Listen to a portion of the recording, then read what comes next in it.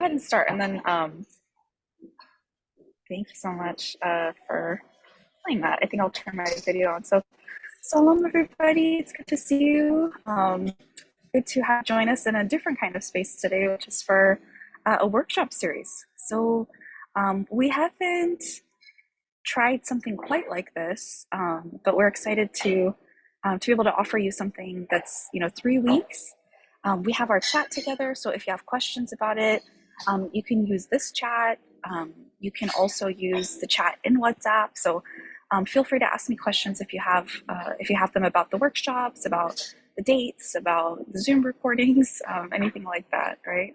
I think you all know me because you've either worked with me um, this fall in the last couple of weeks, or some of you were in our first cohort for our APP. So not all of you know each other. So it would be really nice if you don't mind, maybe in the chat, just share your name if you would like, and maybe what province you're from can be kind of nice, just to see where everybody's joining from today. You can also learn more about each other if you don't know each other. Um, so we'll go ahead and do that, and maybe I'll start. I'll say, hi, I'm Afifa. I live in San Diego, California. Okay. So we'll go ahead and use the chat. And I get to introduce you to your instructor for the mobile photography workshop series, Brian Kimsky.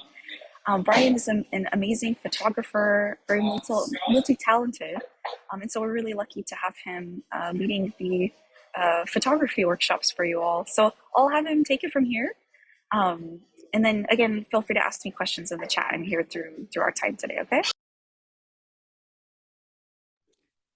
Okay, everybody. Hi. This is very, very exciting.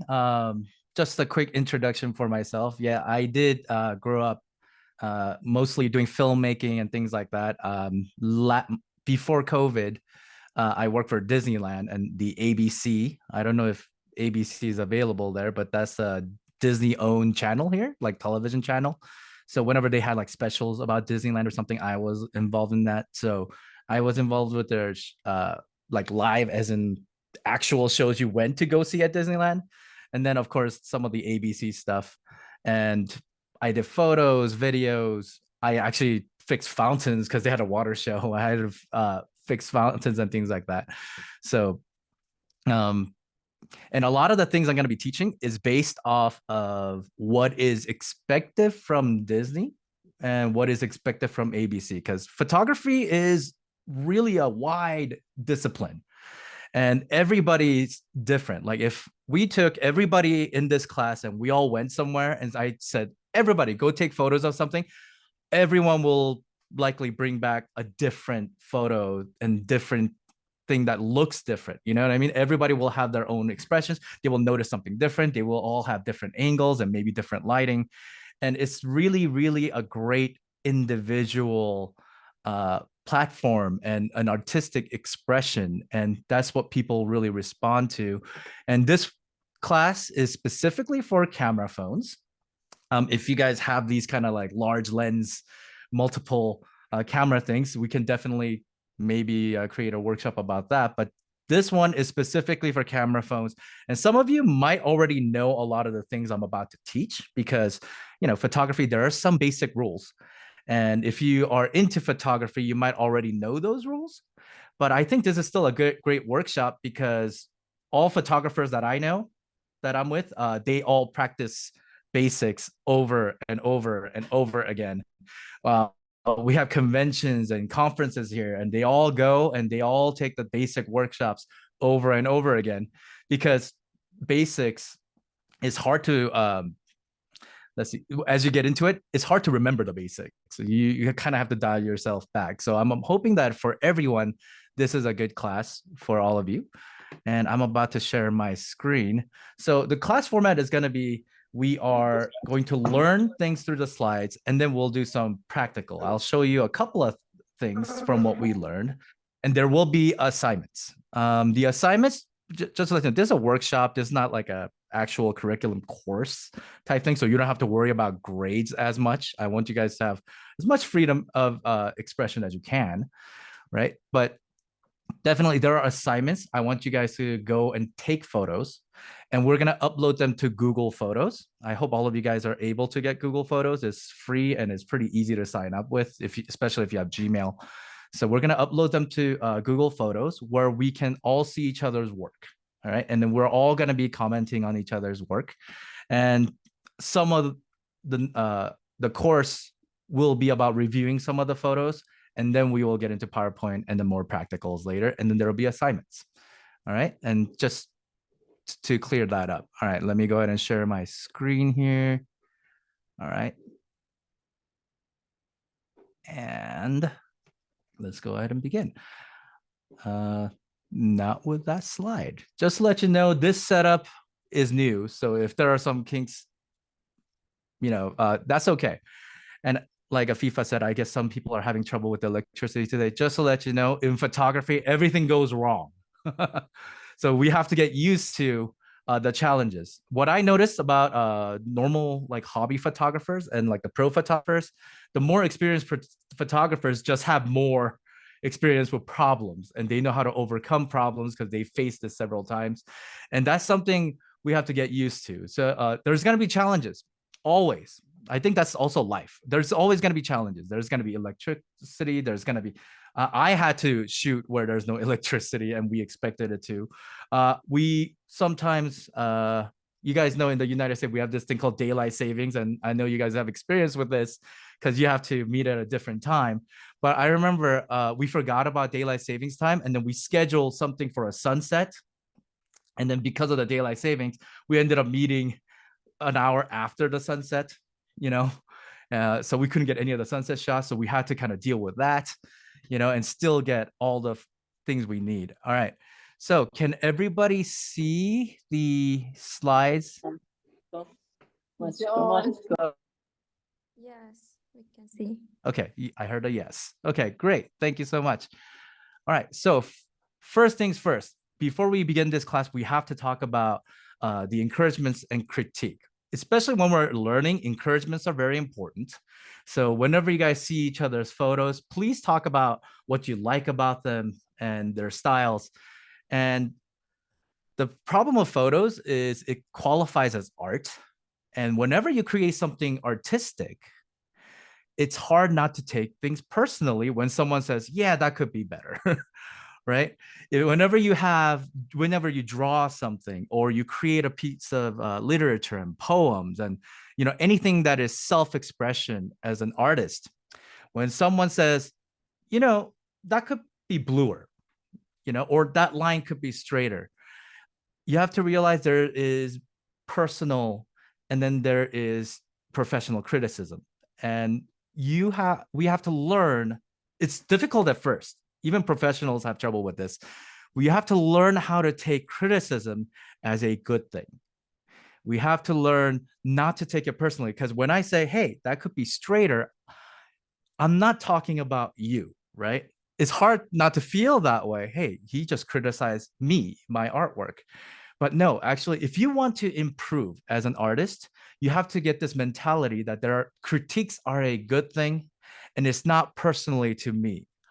Because a lot of times when people talk about my work, they're not hating me.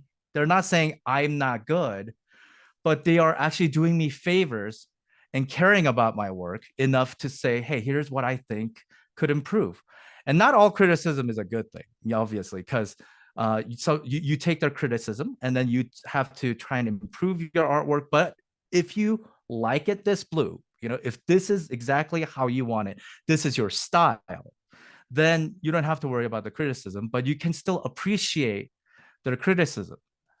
And I'm telling you, this is very hard. Sometimes it even catches me off guard. And it is something that we have to practice over and over again. And the first time you hear a criticism, it might be like, ooh, it hurts here, but it's something we have to practice. We cannot take this emotionally and personally.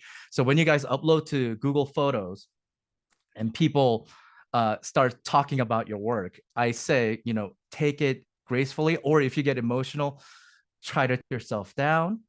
Remember, nobody's here hating on anything, and you shouldn't be hating on anything. All right. So just if they have a helpful hint, take it appreciative. That's something I notice whenever someone's negative about my work. Be appreciative and do better and prove them wrong, that you are a better photographer than that they say, you know? So always be improving, always take things as a stepping stone for you to better yourself. And so on Google Photos, I definitely want you guys to be on the more positive side, because we're on the learning side of everything. So we don't want to be too critical, right? So when you guys comment on the Google Photos of all the things that people uploaded, please be more on the positive and encouraging side. Okay. For some reason, it won't let me go. All right. So let's talk about photography. Generally speaking, cameras like this one, they just have like a body and a bunch of different lenses. I have a way too many lenses. You could ask Naya. She's actually my wife, and she will tell you I have way too many camera gear. But what's incredible is now most of that is in this. And I have this connected because I'm going to show you what's on the screen later. Camera phones have come a long way. And I don't care what kind of camera phones you own. It's every single one of you guys filled out what kind of phones you had. And I had the opportunity to check those. And I saw an iPhone 7. I saw some phones from 2012. I'm here to tell you, if you have a camera on your phone, you can take amazing photos, because camera phones, let me show you here. I'm not very familiar with Xiaomi. We're going to be talking about Android on the Samsung and iPhone specifically, but the principle applies to all of them. And you guys might need to Google where all the buttons are, because generally they all have the same features. The buttons are just placed differently, right? And this has been debated over and over. The best camera is the one you have. You don't need these. As a matter of fact, some of the best photos have been caught on something small like this. Some of the ones that are on the newspaper and all the news you see, they are all from the camera phones. And let me show you just an example. I chose this photo. These are my students, by the way. So this is called Bryce Canyon in the United States. And this was taken on a smartphone that was like 5 years ago. And I wanted to show you this because look at all the details it's able to capture. You know, usually if you're going to buy a camera, you have to buy a pretty expensive set of cameras in order to achieve that much detail. And I was so impressed. This was, I believe, iPhone 11. And wait, okay. Sorry, I just got a message and I was like, what is that? Let me show you another one. Let me show you where I'm from here. This is Los Angeles, and I took it differently. Just what I wanted to show you was you could see the Los Angeles skyscrapers on this photo, and I'm on one of the hills that's behind Hollywood. And those the city skyscrapers are about 17 miles away. That's 17 miles away. I could see it from my eyes, but the camera smartphone was able to capture a town from 17 miles away. And I wanted to encourage you because the phone you have is the best one you're going to use. In fact, the problem with these that everyone says is you can't carry them everywhere and you have to plan everything. You have to think about taking it everywhere in order for you to take it everywhere. Your phone is very capable.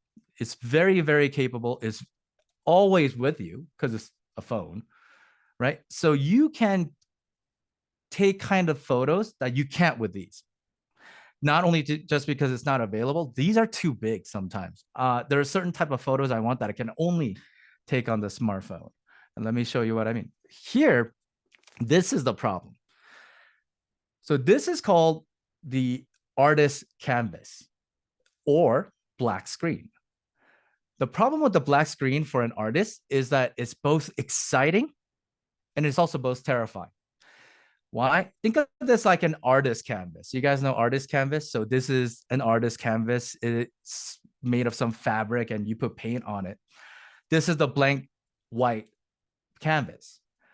To an artist, again, this is exciting because it's brand new and you can draw whatever you want on it. But at the same time, it's terrifying because they look at this and they go, what should I draw? And really, the art is what you put on it. The artist, right, puts whatever their imagination takes them. In the same way, this is your blank canvas. You can create whatever you want, wherever your imagination takes you. We're just not using a paintbrush. We're just using a camera lens. We're just using whatever, well, nowadays there's a lot of different lenses, but we're using a camera phone as a form of creating something. It's a form of trying to reach and tell stories, maybe about the world, maybe about our lives, maybe about the environment, whatever you, literally there's no limit. It's whatever's in here that you can plan and take there. Going on with it, that's why I say study your cameras. We're gonna go over the basics of the cameras on the phone and how that works and some limitations and also some advantages to it. But whatever camera you own, study it, read the manuals, check out a few videos on it, because I'm here to tell you, if you know this well, and I gave this to someone new, you'll be able to take better photos with this because you know the gear better. The gear you know the best will always give the best results and also the fast results. This, to someone that's new that kind of studied it a little bit, will take forever trying to do the settings and blah, blah, blah. And then by that time, you already lost your shot. You know what I mean? A lot of things about photography is in the moment. And it's about getting ready for the moment and being preemptive, right? And anticipating the moment that's about to happen. A lot of times, the moment, like if a car passes and you want to take photo of the car, if you take too long, it's already gone. And you can't ask for the car back. Like if a plane went by and you're trying to take a picture of the plane, it's not gonna stop for you, right? So you have to be ready. You have to know the gear, right? With that said, let's talk about photography real quick, because the type of photos we take are different. Photography literally means drawing with light. Photo meaning light, and graphy is the same word you get from graphic design, right? It's design. And I bet most of us, when we think of camera phones and we take what's called snapshots. Photography is a little different from snapshots. What's different? Well, let me show you what snapshots look like. So this is my friend on the right. He's a little tired, right? And him and a group of organization went down to Mexico. It's a country next to us, right? To help build houses, because they also had some disasters. And well, we volunteered, and he volunteered with his group to go and build a few houses. And that is a photo of the group. Now, here's the thing. This photo doesn't mean much to anybody else, right? It almost barely means anything to me. I just think it's kind of cool he's there. And I go like, oh, wow, look at that. And look at the places they're building. But if I sent this to my friends or on Instagram and people looked at that, they'd be like, okay. Why? Because it doesn't mean anything to them. It means to me because I know them, right? I know what they're doing. I know the story behind it, and it means something to me. But this photo, without the story especially, or even with the story, it doesn't mean much to anybody. This group photo looks like every other group photo there is. And him standing there, people don't even know who he is. It's not even like a pleasing photo to look at. So when they look at that, they just ignore it. They don't even think about it, you know? So that's a snapshot. Snapshot is like a moment you take for yourself, right? Snapshot, you don't even think about it. You just want to capture like a part of your life. And it means something to you, but barely anything to a large group of people. Photography, though, when people talk about photography, they're talking about photos. When people look at it, they feel something. Sometimes they don't know why they feel what they feel. But when they look at it, it resonates some kind of emotion with them. We call that a gut feeling, storytelling. So there's two different storytelling. Storytelling where you just speak words and it's obvious. Like if you watch a movie, there's obviously something going on that you pay attention to. But what artists and filmmakers and photographers, what we try to do is we try to tell a story not just in here, but in here. We try to create something that evokes and provokes emotion. It brings something out of you. Let me give you an example. So if you're looking at this photo on the left, that is a surgeon, and that's an old man on the table, and he did surgery for almost 12 hours, and they're just exhausted to save this man. And if you look at the back right, there's a nurse there. She's totally exhausted in the corner because they've been standing for 12 hours to save this man. You know, now especially with the story, it becomes powerful, and the way it's shot, right? When you even look at it, it makes you think something. It makes you at least go like, what's going on? You want to know more about it because, believe it or not, right here in the gut, you felt something. And that's what we're trying to reach. When you see something, you feel something. And one of the easiest way to do that is like the lower photo where he's above the clouds and looking out into the sky, basically. Nature photos, we tend to resonate a lot with. We feel a lot with nature photos because it's the most obvious, right? We always see the sun, we always see the clouds, but seeing them in a different way, right, makes us feel something. Like I bet a lot of people, when they look at that photo, they go, oh, wow, look at that. And some of you guys might be like, I want to go to there. You know what I mean?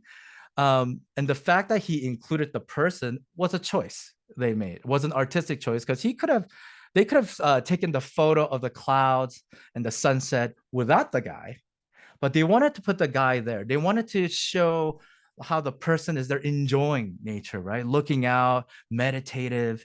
And then we look at that and then we feel almost meditative. I mean, it would be different if this man was like doing this pose, right? Or I'm Korean, so a lot of Korean stars do this. In progress. Right? When they take, yeah. So when they do this, you know, it's a totally different photo. When they do this, you know, it's like a family friendly thing, but they chose to do it this way so that we also feel meditative and appreciative when he's looking out on nature and then appreciating nature. When we look at it, we also have that tone, right, of being appreciative of what's all the awe that's going around. Now, on the right photo here, that is a husband saying goodbye to his wife and children in Ukraine when all the stuff was beginning. And I think when people see that photo, they definitely feel a lot of emotion because family is a powerful thing, right? Families are very important. And whenever we think of families and that, you know, where they're forced to be apart, right? And I'm sure some of you guys maybe even be able to relate, you know. I think when it comes to family, it's almost a universal emotion that evokes, you know, and they could have taken this in a different way.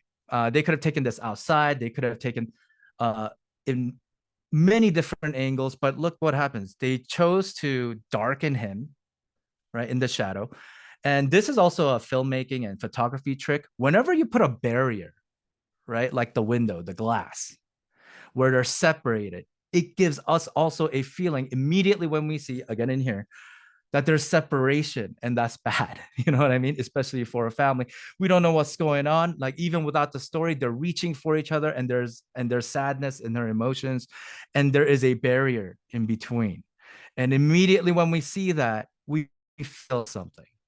And by the way, a lot of these don't always have to be political. It could be just like these. Look at, again, the man looking out or the person looking out, and there's a sunset and there's all these things going on, right? The clouds are, by the way, the clouds are really, really dark blue.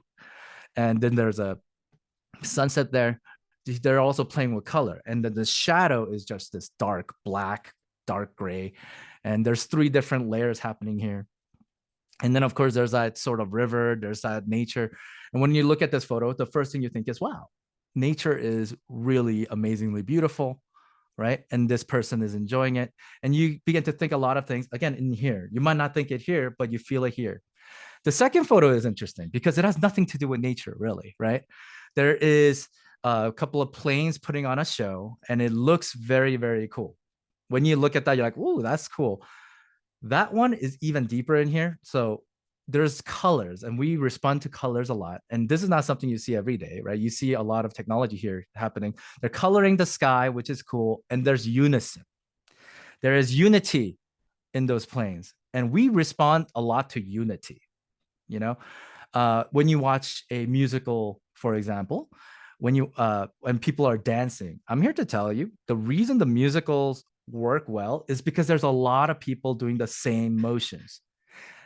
If only one person did the motion, they will look kind of silly. They will look kind of weird. Okay, that's just one person doing this one motion. But when there's 20 people doing the same motion, it's like, whoa, look at that. Humans respond to unison a lot. And I think it comes from two different needs. So in photography and filmmaking, there's two basic needs of a person, which is number one, we want to be part of a group. This is the reason why we want friends. This is the reason why we have families. We want to communicate with people, make new friends, and get to know each other, and also become a part of a system, right? Well, we have manners, like at the table, we have manners. We have different things where everyone is expected to kind of conform to. But there's also a second need, which is individuality, which is we also want to be unique. We also want to be special. And you know what? It's kind of sad because factually, every single person, every single photographer is unique. And what we're trying to show is that uniqueness or that uniformity, that group mentality or the single mentality. And sometimes if you're very good, you can show both. Sometimes if, for example, if you are the only one wearing one color and everybody else around you is wearing the same color, it kind of shows maybe this person is special or lonely, or, you know, there are ways to tell a story, right, by individual versus group, you know, and that's a little tricky to do, but very fun to do. Just out of curiosity here, this ski here, that is a human feat, right? Like by that, what I mean is something that's not everyone can do, you know?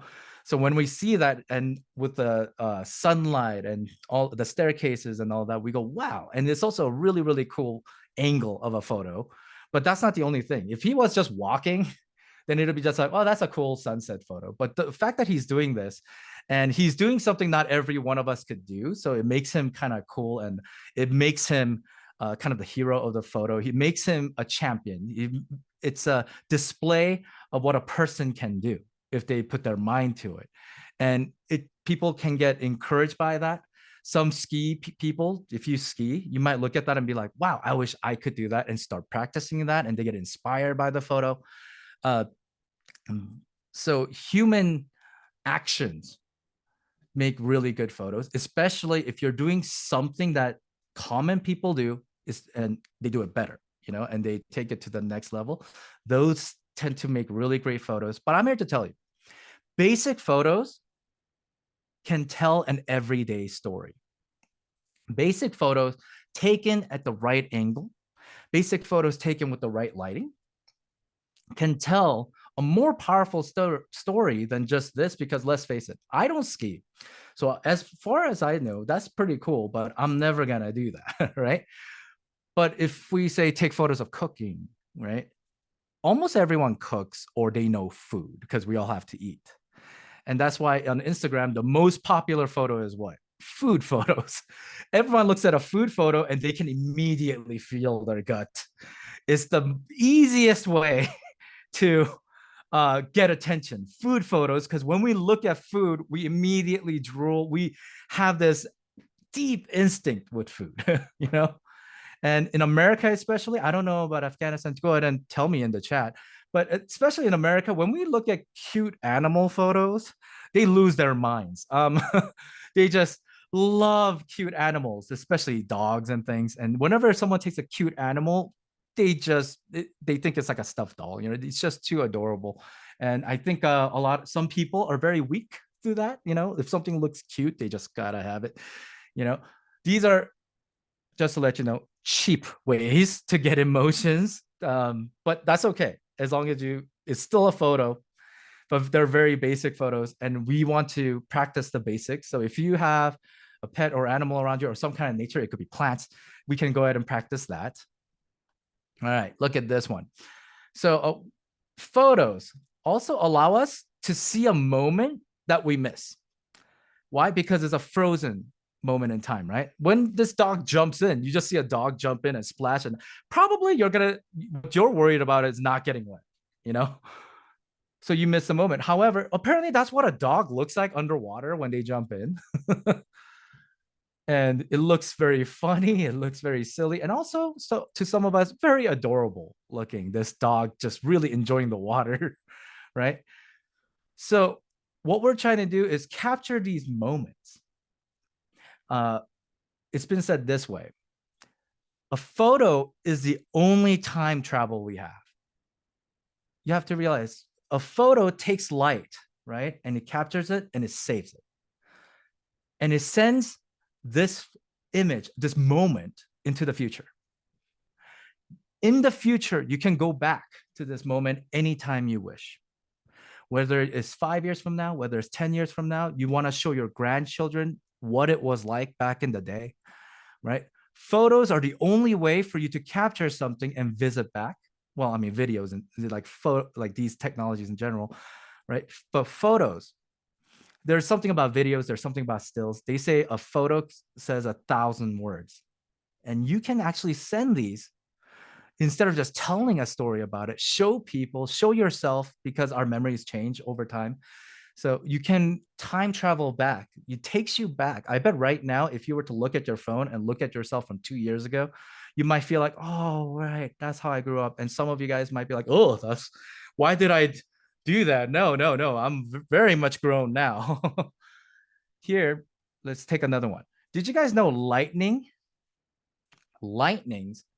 can only be really enjoyed in a photo, right? Because it's literally a split second that you get to see it in real life. Lightning, actually, the reason we can see lightning in real life is that our eyes have a delay. Did you guys know this? Our eyes, when we see something, I bet when you guys see a flash or something bright, you see that little spot that keeps on following you, kind of, it creates that little spot and you try to catch it, but it's not really there. Our eyes have delay. So the lightning actually strikes a split second, really, not even 1 second, split microsecond. But our eyes have a delay. So we kind of see the flash a little longer. But the lightning is electricity. It travels at the speed of electricity. Now, photos are the only ways to really capture the moment where it strikes and you can see the lightning in detail. So photos can also show us things about life that we normally don't notice. Next year, when we look back, we could see, oh, wow, I went through a lot of hard times. Or, wow, those were a really good, moment in time with friends and family. It can actually make you see a lot of things. Then you're like, oh, whoa, was that really red? Because I remember it blue. Believe it or not, that will happen a lot, especially as you age. You're like, I don't remember that being that color, And let me give you an example here. Here's how a photographer versus a snapshot works. This is most likely the kind of photos we take. This is a subway in Los Angeles. Yes, Los Angeles does have a few subways. New York has all the subways, but Los Angeles does have a few very ugly ones, I will say. They're not as nice as the New York ones, but we have a few. And this is one of the subway stations over in, oh, by the way, right now I can't see the chat screen. So if you guys are chatting questions and stuff, I will review them once I get out of screen share. So don't think I'm ignoring you guys. I just can't see them at the moment. So anyways, continuing. So this is a subway and we call it the ugly subway because it doesn't look very nice, and these are the type of photos we all take. However, if you're a photographer, you will find moments and designs anywhere you go. This is how normally people take photos. This is the same subway from a photographer's perspective.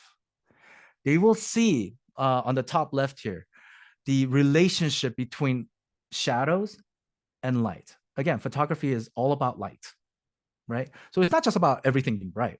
No, the shadow tells a lot of story. And he chose to put the person at the end there. So most people, depending on culture, you will see left to right or right to left. Photos are the same. you will, as in the States, we usually see left to right. I know in Korean culture, we usually see right to left. You know, it depends on how you're trained to read. A lot of times we're left to right, and some places are right to left. So you can actually lead the eye. When people see this photo, they will scan it, you know, they will see it, and they will go towards the right in most cases, because, you know, the internet is mostly left to right. So it depends on the person, but you can actually guide it. So he purposely are revealing the person on the subway from left to right, almost like a curtain being drawn. You slowly see the subway and you see the person waiting for the subway. The right one, top right, really great play on color, right? Whenever there's a high contrast color, we respond to it for some reason. There's not a lot of research done on that, but we do know people really, really like the difference in color or the unison in color. There are ugly combinations, keep that in mind. But red is a very, very strong, bright color. And then he purposely kind of made the escalators and the kind of blue to contrast meaning the difference between the two. The red and the blue, there's a huge difference there, right? And also red is really bright. You see the bright lines of the escalator, the handles, but the shadow is extra dark. He purposely tried to make it contrast. That is a very interesting play on angles on the lower left. It's almost like the human being there, the person is second, right? The hero of the story is the subway. It's about the building, and then we're all on this building, you know? Like, it's not centered around us. It's centered around that escalator and the building and gravity of the situation. It's like the star of the photo is the surrounding, and the person is just a part of the surrounding, you know? And the middle one there, obviously daybreak. People can relate to this as maybe going to work, and then when people see this, they go, "Oh, work," you know? Or they when they see this, they might feel other things, or maybe they see encouragement, because let's face it, human beings naturally respond to sun. All of animal kingdom, actually, all of nature responds to the sun. You know, sunflowers are kind of weird because they're flowers, but they actually move to the sun. And how, depending on how the sun is, we all respond differently. When we look at sunset, we look at it from when it's high noon up there. So whenever there's sun in the photos, we have an immediate gut feeling drawn.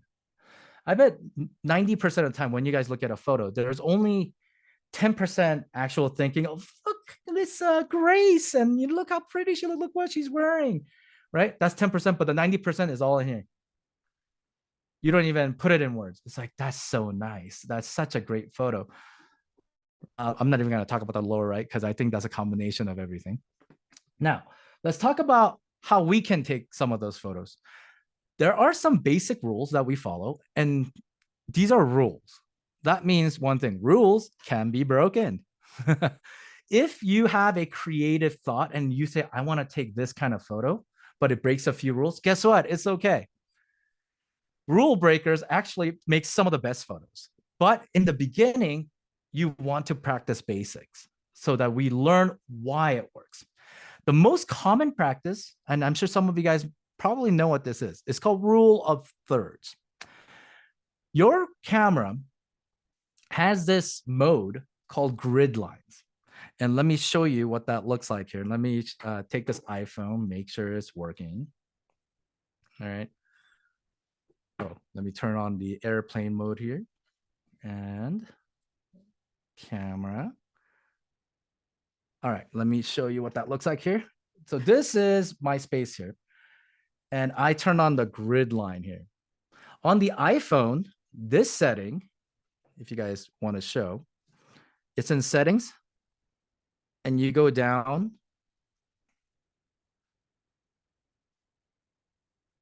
to camera here. You see this highlighted. You go to camera.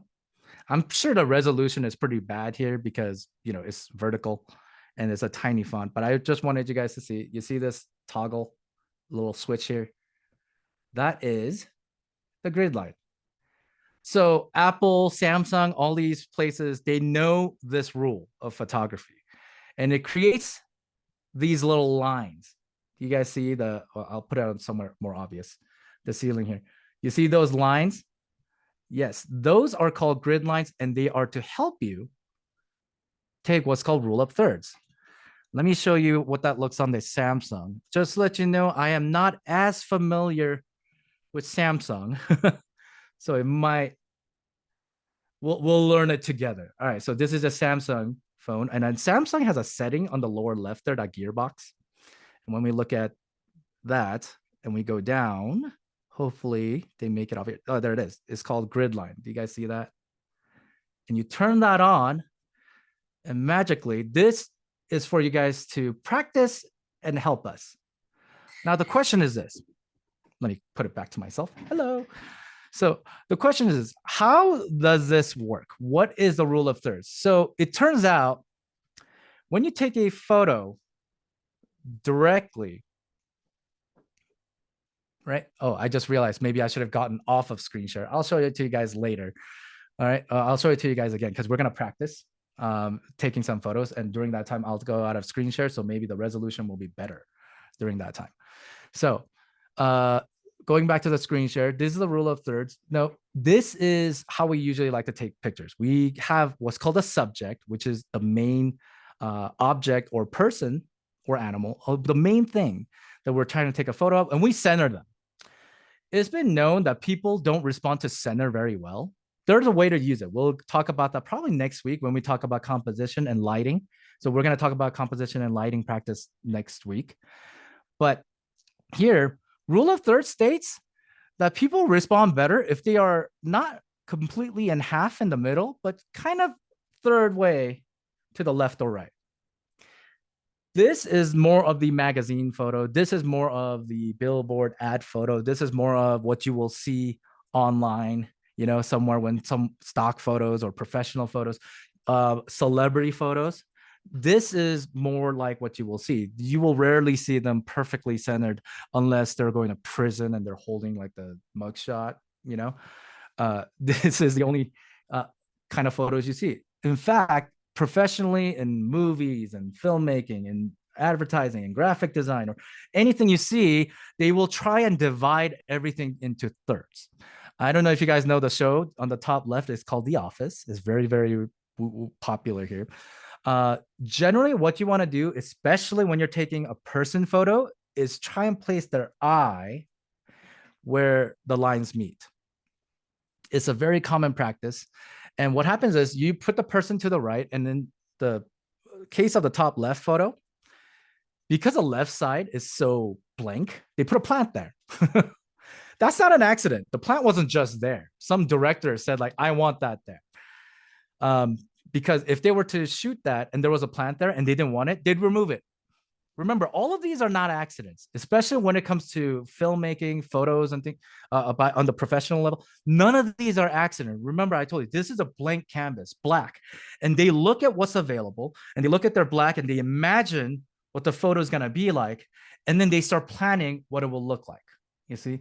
And they will say, I've seen it many times, like, hey, that place is too empty. You got anything? Oh, well, we got this photo here. All right, put that there.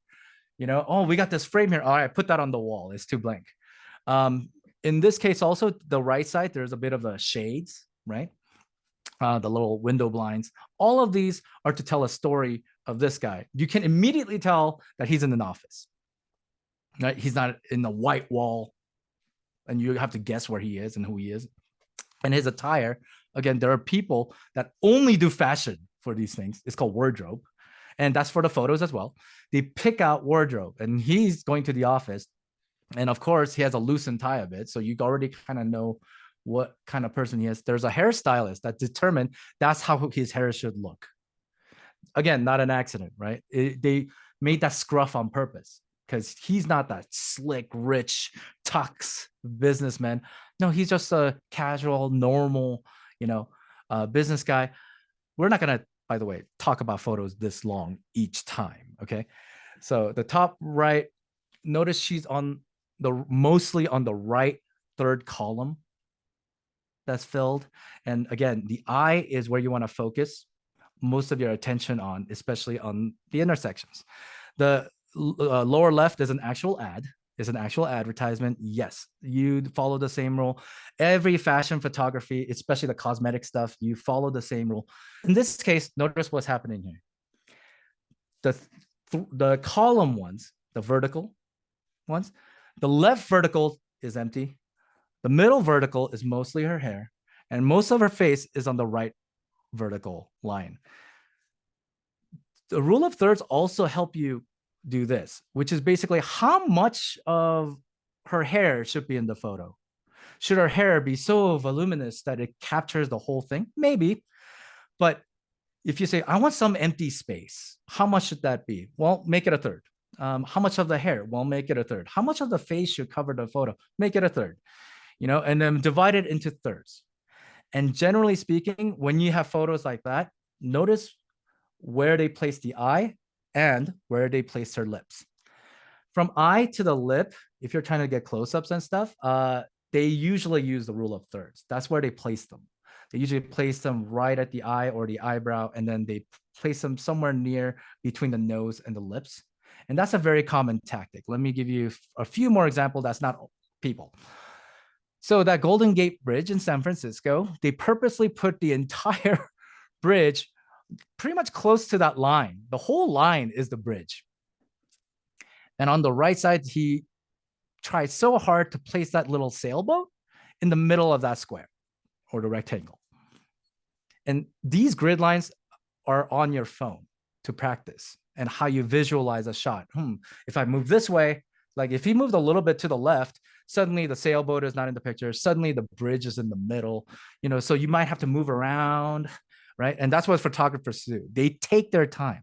We're not taking snapshots, right? We're taking time and seeing what's available and trying to tell the story. Look at the story of this Golden Gate Bridge. It's a bridge. There's a lot of traffic. People use it.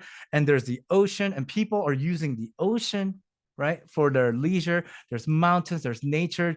Whenever there's people and nature, those photos work well because there's like that man-made stuff and then the natural stuff. On the top right, we have this statue. And this photo is covering mostly the lower left square, right?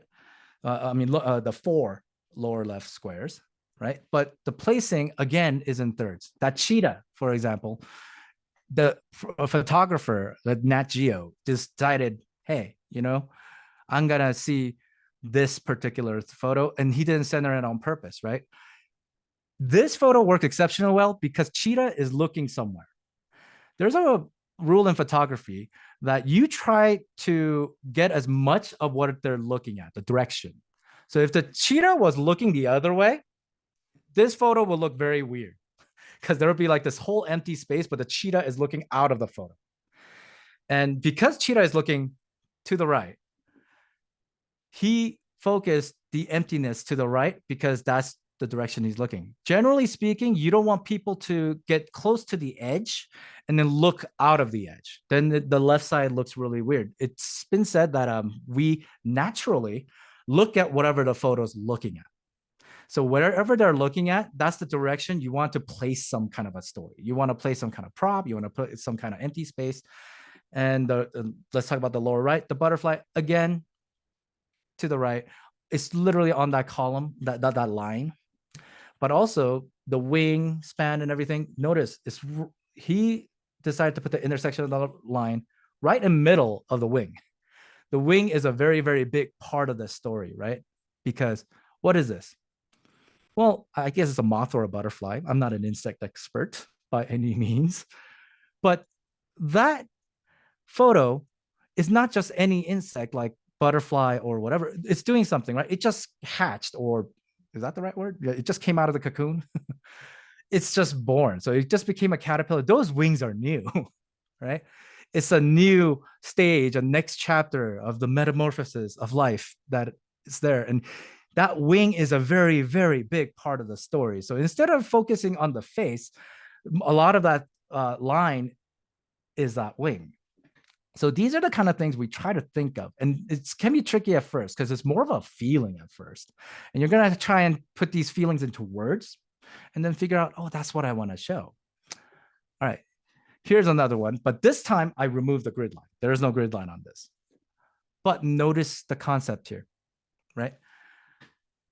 The top half is mostly the sky, right? And the middle third is the hero, right? Everything else is blurry. And that hand with the sand, that is obviously what the photographer wants you to see because that's the one in focus. Notice the middle, about third, is the hand and the sand, right? And then the bottom third is mostly her body and the sand, well, the background, the sand pit, right? And a lot of the lines follow that little sand. It's a very, very long sand. They want to show these sands coming through her hands. It's not just the hands and the sand. They want to show this line, you know? So when they see this, but have you guys also noticed that all of these photos you can take? These are nothing special really for a photographer for your phone.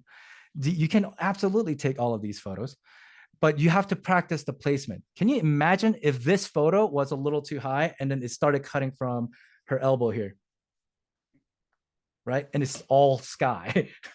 I've seen those photos because they try to center the face and then they try to have too much sky.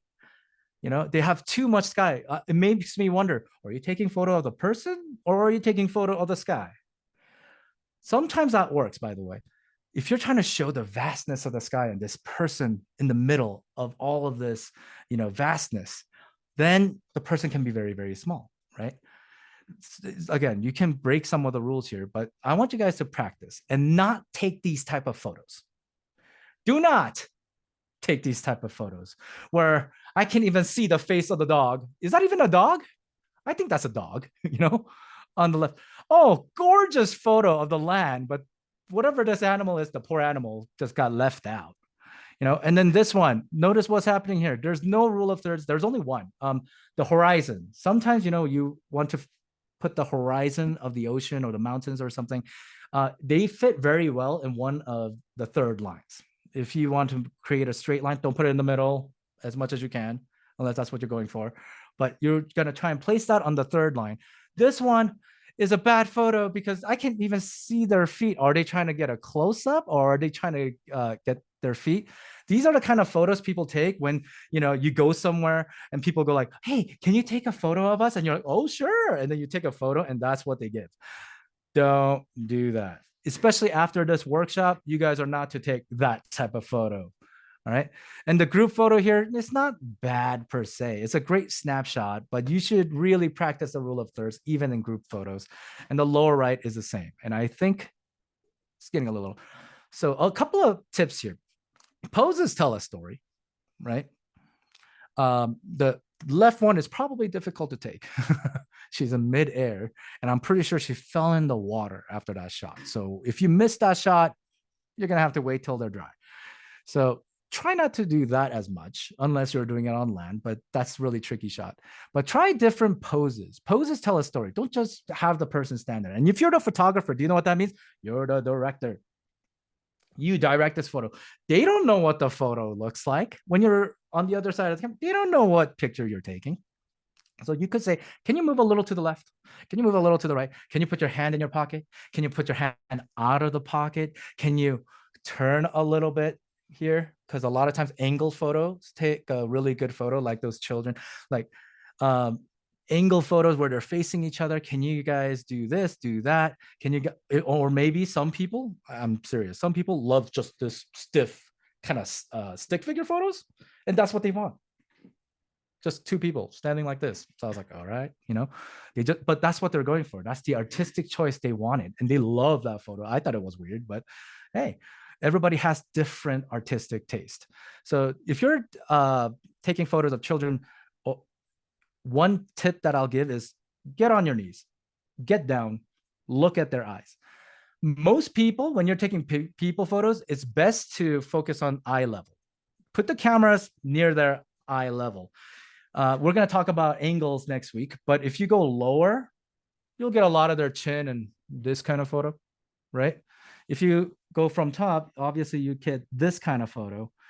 And this looks powerful and mean, and this looks kind of weak and also a little weird, especially if their eyes are looking up like this, right? So generally, pictures from the middle, and this is a tip, people look fatter because you're focusing a lot on their belly, right? So when people say like, can you take can you make me look skinnier? Do not go towards the bottom, right? Even the chin, because if you look at it to chin like this, notice how the top of my head is slightly smaller than my chin. It's just so enormous.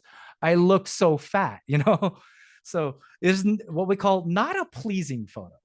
There are times to do that. Again, we'll talk about more about that next week. But if you're taking for the assignment, if you're taking people photo or even animal photos, it might be better if you kind of get down to where their level is, or if they're a tall person, kind of lift it up a little bit and then try and match their eye level. I like the lower right one here because it is a pose. They are doing it on purpose, and poses aren't just, whatever fun pose there is. No, they're artistic photos. That person is enjoying the grass, right? And the sun on her face, and maybe even taking a nap. It tells a particular story. She's not just looking at the camera going like this with her hair out, that hair, I bet they spent time spreading her hair. You know what I mean? That's not accident, everything in the photo. Again, think of this as a artist canvas. Everything in the photo on this screen, you are going to be intentionally, purposely putting there. And you're also going to be intentionally and purposely taking things out because it ruins the photo, because it's so weird, I just had a wedding a few months ago, and my friend was the one getting married, and she was very, very mad at the photographer because there were things in the way of her wedding shoots. They're like, you're a photographer. Shouldn't you have moved it so that you could see the face clearer, And she even cried because her wedding photos didn't come out very, very well because things were in the way and the photographer didn't remove it. For example, like the candle tube was in her face, but the candle tube was everywhere. But even if it was everywhere, if you're the photographer, remember you're the director, and you move it or you ask them to move so that you can get a better shot.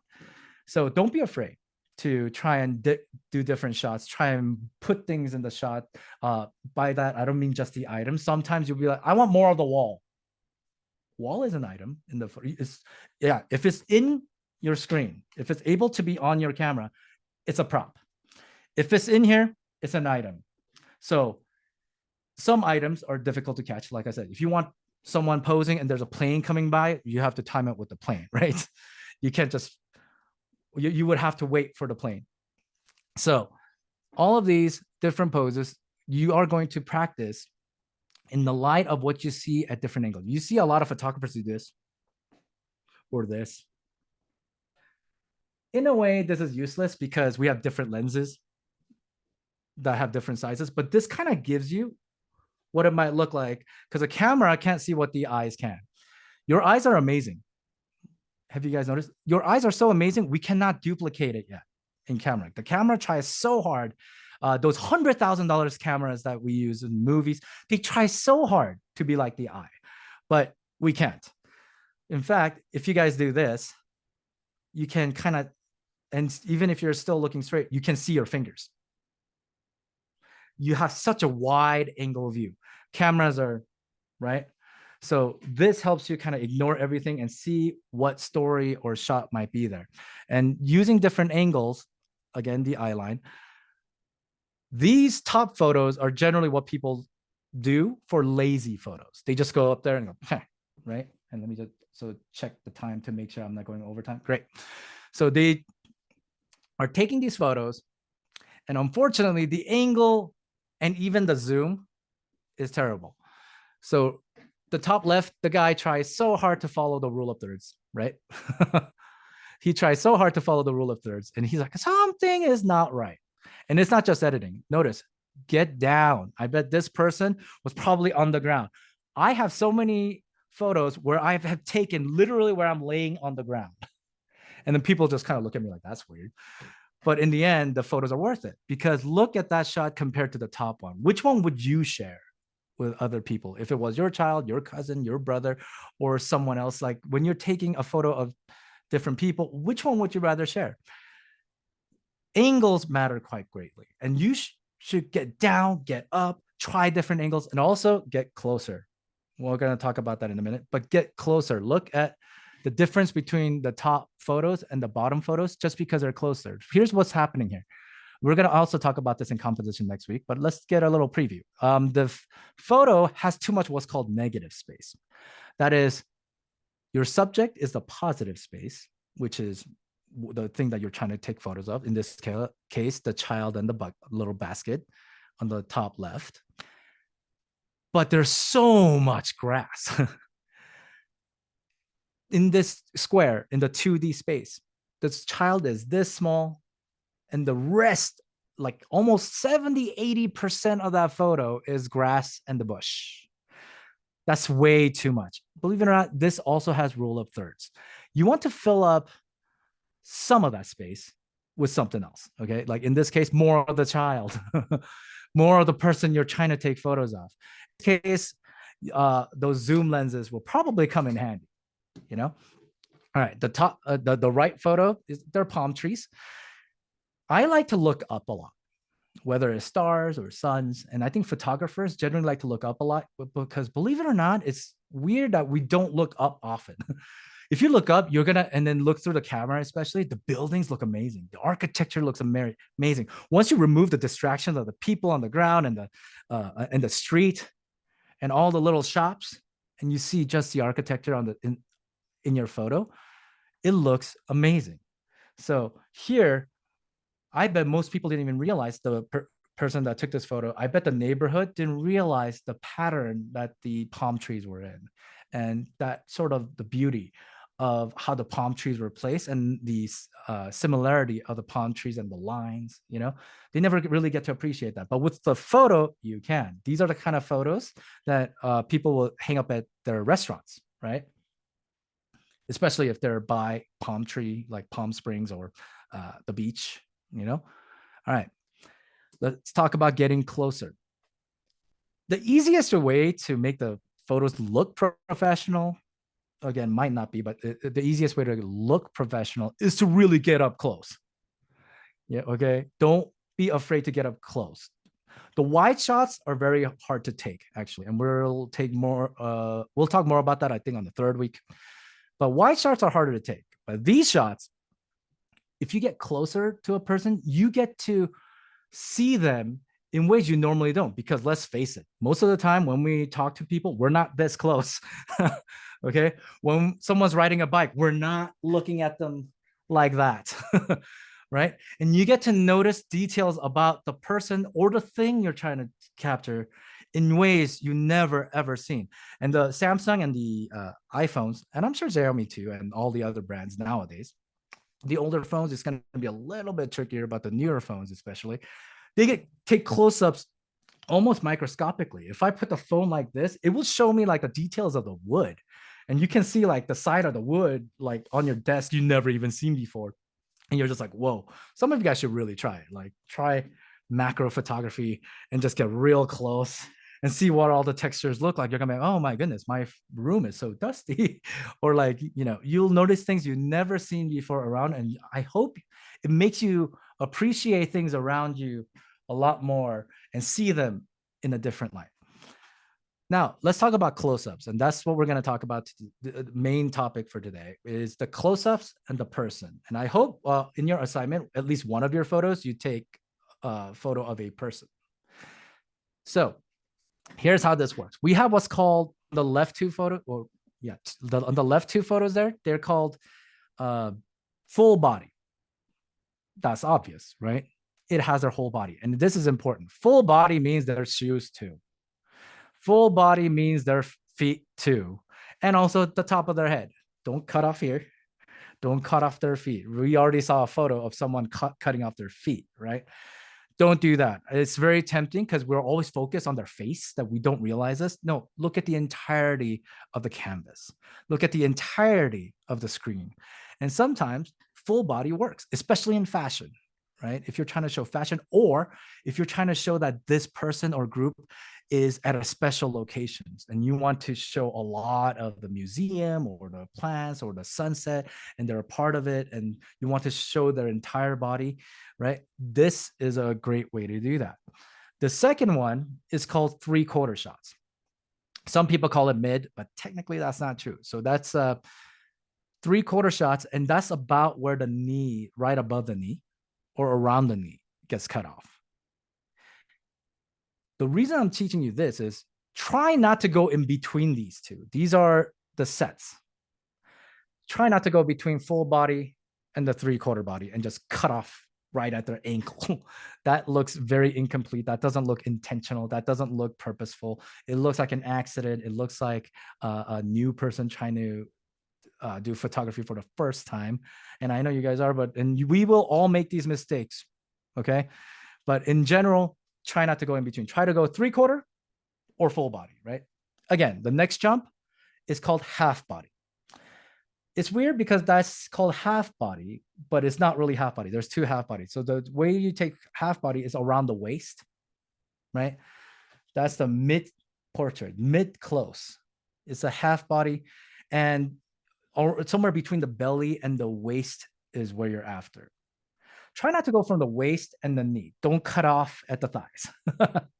Again, jump to these settings. When you look at a person, jump to these kind of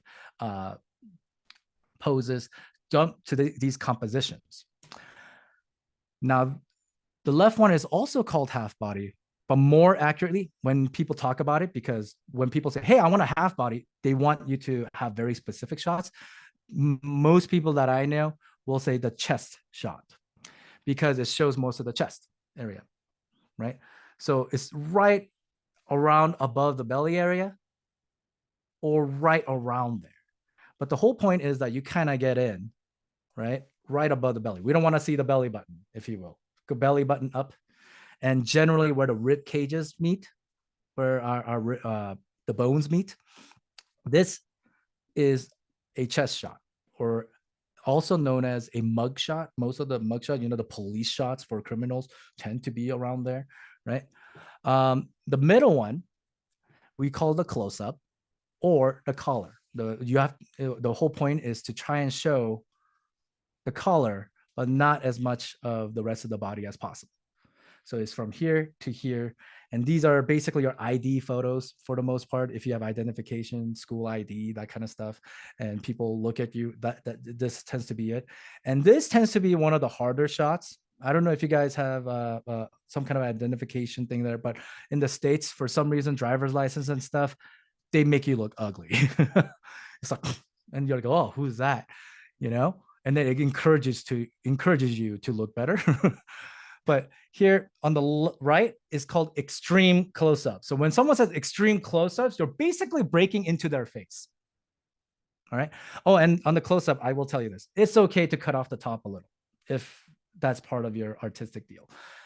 I would not recommend it, but you can. If you're trying to focus more on the face, then removing some of the top is okay. But if you are taking a photo so that you can send a headshot to an agency or something like that, they expect to see the top. All right. So try not to cut off their top as much as possible. But the extreme close-up is basically their chin up, usually above their eyebrows. You can obviously have artistic liberties. You can make your choices. But when people say extreme close-up, they mean seriously. Like the photo is you're breaking into their face. It's actually covering their face. The rest of their head is going off edge, And generally when you are taking photos of people, again, you want to focus as much on the eyes as possible. Obviously, if you are far away, you can't really do the eyes, right? Because your eyes are like this small.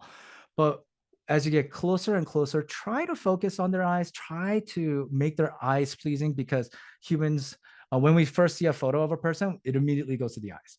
And then it goes, I think, to their clothes is what they say, or what they're wearing, whatever thing, unless their purpose is to do that. Have you guys noticed fashion shows, Academy Awards and things, what they wear? They make it so outrageous that you don't go to the eyes first. You go to the dress and then it goes to the eye. And that's why they wear these crazy, outrageous, super weird color and super weird shape, because you see that first and then the celebrity, because the fashion designers want to be noticed for their fashion, not like, oh, look, there's a celebrity and then the dress is the afterthought. No, they make the dress so outrageous that you break that natural pattern of looking at a person's eyes and then the dress. You look at the dress and then their eyes. Again, artistic choices. A lot of really crazy amount of thoughts go into photos when it comes to this. So again, on extreme close-ups, pay careful attention to the eyes. All right. Now, here's a little practice. I don't know if I can see the chat here. I don't know why, but my mouse cursor disappeared. So it's kind of difficult for me to see the chats. Oh, I see the chats. Okay. Let's practice something on the chat. Hopefully you guys are still with me. What is wrong with this photo? What do you think? It's actually a nice photo. It's a nice snapshot. And for you, if you're part of this family, that's a cute photo. Okay. It's means something to you. However, how can you improve this shot? Let's go into the chat here and everybody say some suggestion. What are some things here that you think could improve? And I'm pretty sure I have to wait a few seconds for this. Wait, let me see if I can click this here. Okay. All right. So we might need to go down a little. Yes, I think so too, because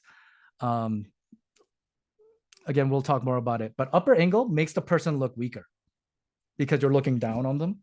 And generally tall and big and scary things look down on you.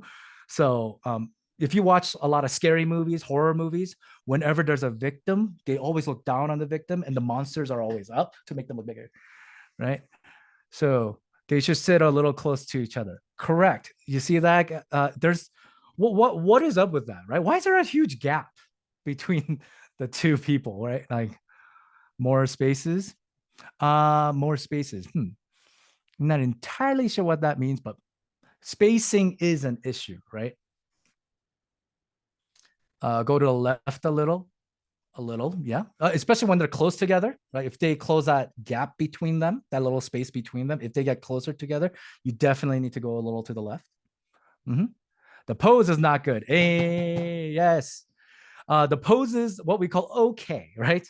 I think one of the bad thing about it is like her legs are sticking out because the husband and wife has a nice little, like their legs are kind of lined up together, but for some reason the daughter's is coming out, and I think that's a weird shape that they're in, right? The girl should sit next to the mother instead of sitting this way, correct? Or like make it look like a more loving family, right? You would probably tell them, can you change the pose a little? It is taken from a little up. Yes, correct. All right, you guys are really, really getting it. But I will also show you this. There's too much going on around them. Remember who the hero is, what we call the hero. Whenever there's a storytelling, doesn't matter if it's photo or drawing or Marvel movies or non-Marvel movies, there's a hero, okay? When there's a hero in this case, a hero is a family. And you're correct, too much grass, the mother and the daughter are very close to each other. I could see that because they overgap this photo. I know we think in 3D space, but they gap each other. The composition of the subjects are a little wrong. Yes, you might not be able to put it in words, but you can feel it, right? Something is wrong. So you want to focus on the hero, which is them. Right now, like someone mentioned, it's too much grass. The tree is too much of the hero there. There's so much that there's like little, I'm not sure what they are, but they're like pipes or poles or things around there, some sand pits. Those don't need to be there. Now, if it's for you and yourself, if this is a snapshot and not necessarily a photographer, it's for yourself and not for others. This might be okay because when you move later in life, you might remember your house, right? Your house is kind of part of the story. You might be like, oh, I remember that. I tripped over that and broke my leg. I hate that stick. You know, it might give good memories or bad memories, but it evokes a memory and an emotion, right? So if the house is part of it, then sure, for myself. However, if you're sharing it with others, we can fix all of those things. Let me click here, right? We don't we see a lot of issues. There's a huge dark spot. There is a bunch of little things that don't need to be there. The tree's kind of weird, following the rule of thirds as much as possible, but it's almost cutting off their head, the leg, the gap, all of the things you guys mentioned. Actually, I think you guys are already experts at this point, but if you correct for those, you get photos that you might be able and change just a few things. Have you noticed? This is basically poses, changing where they sit, and then you changing the camera angle. And you now have something that you might put on Instagram, you might put on social media, you might put or share with others, right? So photographer, we experiment. You're not going to know immediately. In fact, if you come to a location and you look at it, everything, it's like, okay, I don't know where's what and what to do. Good. Congratulations. Most photographers, even professionals, don't. Even when I am asked to go to a professional shoot, I go with experience, but I am most of the time terrified because I don't know what I'm getting into. And when I'm there, I go like, ooh, what can I do? And I'm always problem solving and trying to look for the hidden stories everywhere. And I'm here to tell you, no matter where you are, you could be in a box, okay? There is a moment and there is a story everywhere on your desks, even the way you arrange the desk. For example, these cameras and like this one and this drone here, they're not usually there. I put it there so that you guys could see it because I thought, it's photo class, why not? And I thought it'd be kind of cool. But normally they're not there, okay? I place things specifically, for myself. And you know what? Your desk will look a lot different from mine. And just that alone already tells a different story from mine, all right? Your families tell a different story. Your families, I bet, are very different from other families because every child always thinks their parents and their children are so different from everybody else, right? So your parents and your children and your cousins and your family and even your surroundings tell a different story. I hope when we record this, the ones without the electricity that watch it later know that their problems are different from others at the moment, and that tells a story. Maybe not a happy story at the moment, but it tells your unique story, and going along with it, again, the difference that you see just between the two are incredibly effortless.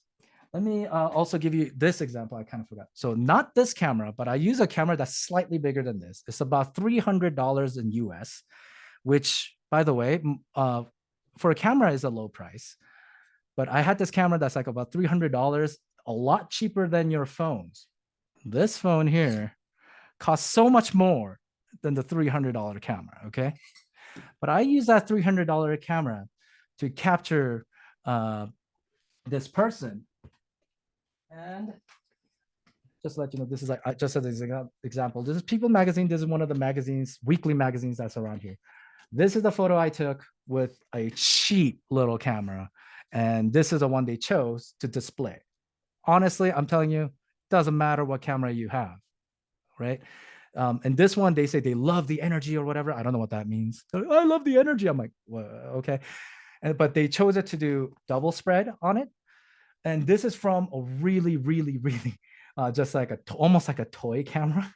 So honestly, your phones are very capable. And just a few things that you guys all named. You're already pros. You guys already named all of the little things, maybe one or two things, but you guys named all of the little things. And all of you guys saw, when you saw that photo, what you can improve. So when you see a photo through here, and then you look around, you can go around and then see and try and capture something beautiful, right? Or something meaningful. And don't just take a snapshot. Now, here's like a father, grandfather photos. I don't know why, but grandparents love sort of a strong photo, and they also love, most grandpas have like a favorite chair for some reason. I don't know if it's like that over there, but everywhere I go, there's like a chair that's like, oh, that's his chair, So they love to take photos of their chair and them, or whatever they are into. Like, for example, if your dad is into fixing cars, they love to take photos with the cars, or they love to take photos. It's called contextual photography, where the photo is not just about them and how they look, but the surrounding tells about who they are, you know? Now here, you guys can tell how easy this would be. Now, this is one of those cases where, like, especially on the top left, where the centering might be appropriate, right? If there is like a plant or something in the house, maybe you could do rule of thirds and put that on the right third. That might tell a better story. But this one is more like, no, we want to focus in on him, right? He takes majority of, him and his chair takes majority of the photo. And the lighting, again, we'll talk more about it next week, but you can absolutely use a window or something, and then it comes across his face, and then you really make that dark, rest of the photo dark, you know what I mean? Really focus on him, focus light. And the right is the same. The wall is part of the story in this case, because it makes us wonder about where he is. Maybe he's at home, and maybe this is his home. This is where he raised a family. This is where he made the money to take care of his family. This is where he grew up, or this is where he chose to live his life. And it's when you see it, it's so much more than if he was at a park, right? Oh, look at these trees. They're so beautiful. Let's put them out there. No, this actually tells a better story of this person, I think, you know? And this on the lower, this middle one, the lower left, looking out the window, always like, well, I don't know why, but people love to look out windows in photos. It kind of makes them like in the moment. Try not to take too many photos where they're looking straight at the camera. That's also a thing. Like a lot of times when I take group photos, I take one where they're looking straight at the camera. And then I tell them, hey, look over there in that mountain. And then they all look, and it makes a really cool photo. A lot of photos where we're in the moment with them tend to resonate. And the one where they're staring at you on the top left is a really great photo about them, right? It's a good photo of them. But one on the lower really tells a story about the person as well, and the kind of person they are. He's holding a cigar, looking out in deep in thought of something, and you can tell it's like a city. He's in the city life, maybe thinking of business or whatever. And this is a photo that you can absolutely take. Notice what's happening here. Again, we'll talk more about it next week. Look at the lighting. It's basically a lamppost and the window, the sunlight. The sunlight is a free light source. It's great, you know, but just that sort of blue coming in on his face and that gentle yellow glow behind him, right? And rest of them disappearing into the shadow, and a lot of strong shadows, actually. That tells quite a bit of story in and of itself, instead of him being fully lit like a studio, right? This kind of takes us into his environment, where he is, where he chooses, where he thinks, you know? So think about lighting. And when you think about lighting, I need to know, I'm gonna talk briefly about lighting. There's a light that comes behind you called backlight, and there's a light in front of you we call the key light. And usually key light is divided into two. There's one that really shines. Oops, sorry. There's one that really shines, and then there's one that fills up the shadow a little bit. Okay, because when there's a sun really strong, or when there's a light that's really strong, it casts a really strong shadow. Just to offset the shadow a little bit, people put a little bit of light on the other side, so just to soften it up a little bit. In this case, her face is in the shadow, right?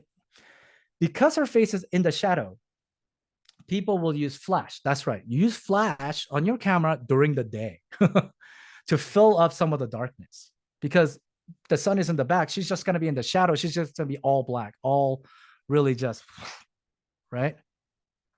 So because of that, they will put a little bit of light on her. That is with a flash. And if you don't have a flash, by the way, you can use, again, we'll talk more about it next week. You can use a flashlight. We'll talk about a few techniques with the light that we can use. But what I want you to know is there's no such thing as bad lighting.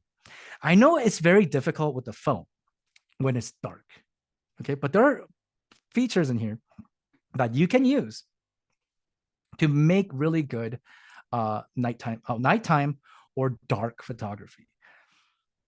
If you look around and you go, wow, that's a really bad lighting. There's a really bad, those colored, those flickering lights, and there's, like that's it, and everything else is dark and it's really ugly around. Let's say it's like those old abandoned houses. Abandoned houses and warehouses make really great photo, actually. People purposely look for those to make it look old instead of like a new building, So I want to let you know. So from here, like top left and stuff, look at the light source. We're always going to be looking at the light source. Every shot you take, think, where is the light coming from? Is it the sun through the window at this angle? Is there a lamp? Is there a house light? Is it the moon? Because, in darkness, moon is pretty. Is it street lights, right? Is there, the stoplight, green light, red light, that stuff is also a source of light that'll go into your photo. Is it glow of the house? Because, the windows glow when the lights are on and you're outside, right? Is it candles?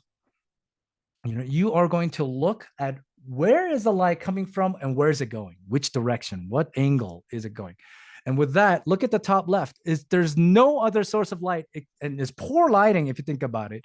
But you can use that to your advantage to make such an amazing storytelling.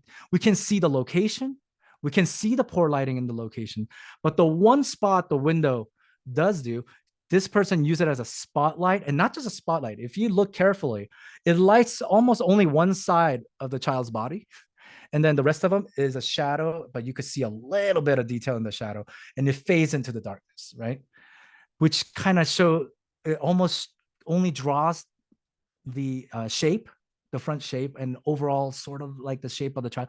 It makes us use our imagination to fill in the rest of the child and what he's doing and what's going to happen. It's an incredible photo and a great example. The wedding photo, just one light, right? Just one light. Lower left there, window, door, no other light. Oh, that photo came out too dark. In this case, I think because all the other stuff are dark too, and she's part of the surrounding, it works, doesn't it? Right? It almost makes us it almost makes it better that we don't know who this is. It then is kind of generic, right? We can think of anybody. We can think of ourselves on that door, just sitting, enjoying the sunlight, rather than a person. If that was a celebrity, then you wouldn't think about anything else. Look, celebrity, right? But the fact that it's in the shadow, it's almost like a generic person, just like anybody else. So we can relate to it because it's anybody else. We can think of anybody else. The middle one, the lower middle here, is the one that I took.